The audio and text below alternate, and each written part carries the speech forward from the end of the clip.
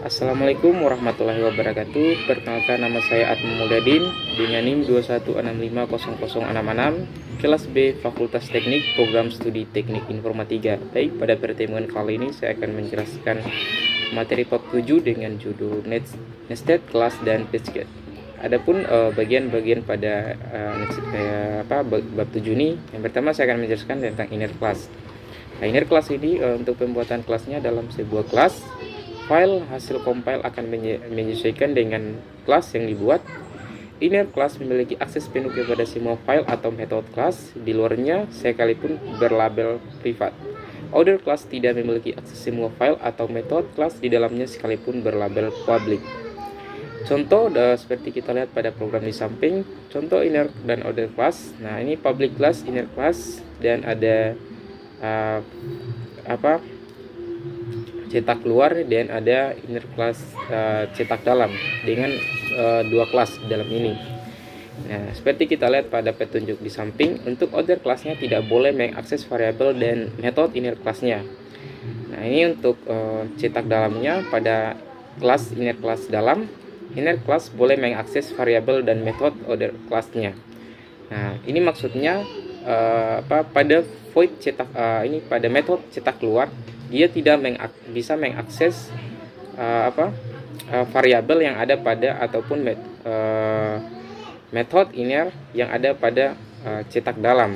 Nah, kecuali yang ada pada kelas inner dalam ini yang bisa mengakses metode ataupun variabel yang ada pada outer ataupun inner yang ada pada cetak luar. Kemudian kita masuk pada bagian kedua, yaitu nested class. Kelas yang dideklarasikan di dalam kelas lain. Nested class dapat berfungsi sebagai penyederhanakan kelas-kelas yang saling berinteraksi. Nah, seperti contoh programnya di samping. Nah, untuk kita bisa lihat dulu pada bagian bawah. Nah, ini sudah ada petunjuk. Untuk bagian pertama, untuk public class, nested classnya, ini adalah main classnya, itu merupakan order classnya, dan kelas nested dalam dan kelas nested terdalam itu merupakan bagian inner class atau nested classnya.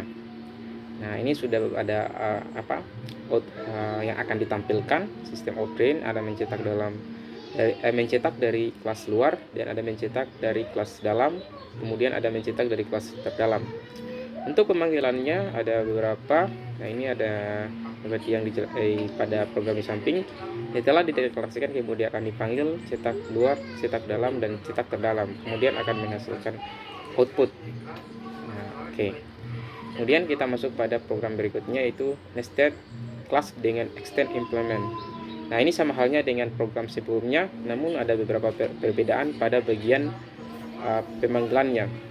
Nah, ini untuk interference dalam, dia hanya memanggil ini saja. Untuk bagian ketiganya ini untuk memanggil cetakan terdalam, dia tidak perlu memanggil mendeklarasikan bagian luar dalam, namun hanya memanggilkan ini saja. Kemudian ditambahkan dengan variabel d yang ada pada bagian dalam, kemudian new dalam, kemudian tinggal memanggilnya saja. Oke, kemudian kita bisa lihat untuk outputnya. Setelah itu kita masuk pada PageGate. Nah, PageGate pada Java digunakan untuk mengelompokkan kelas-kelas yang terikat hasil compile program.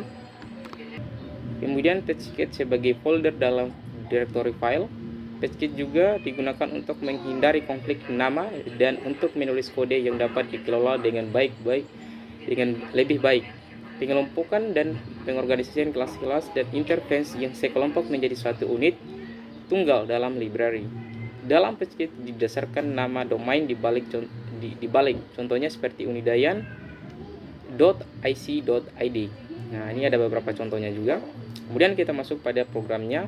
Nah, ini ada beberapa program PageGate.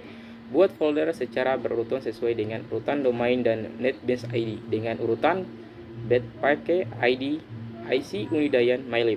Nah, ini kita bisa dari programnya. Ya, ini untuk contoh di atas ini adalah PageGate-nya. Buat fakta ini merupakan PageGate-nya. Itu dia sebagai kumpulan file atau tempat data untuk menyimpan kelas-kelas yang ada pada program. Nah, ini untuk harapan ke bawah ini dia adalah main kelasnya atau program utamanya. Oke, kemudian kita masuk pada bagian import atau memberikan masukan pada sebuah program. Nah, ini Basket harus berupa dalam suatu folder dengan printer.java. Nah, ini seperti kita lihat pada contoh program di samping ini ada import buat paket .id, .ic, .unidayan.mylab dengan tanda titik bintang, bintang. Ini bintang ini digunakan untuk mengambil suatu paket dalam mylab. Nah, dia bisa menggunakan pakai scanner atau juga menggunakan bintang ini. Nah, ini bisa langsung dideklarasikan. Nah, untuk cara mendeklarasikan yaitu tinggal kita mengetikkan print dengan variabel p sama dengan new printer tutup kurung titik koma. Kemudian setelah kita membuat mendeklarasikan, kemudian kita akan memanggil atau untuk membuat penampilannya scanner s sama dengan new scanner kemudian s.scan. Nah, kemudian akan menghasilkan output di samping ini. Oke, cukup sampai sini saja penjelasan saya. Bila ada salah kata mohon dimaafkan. Akhir kata, billahi taufiq wal hidayah. Wassalamualaikum warahmatullahi wabarakatuh.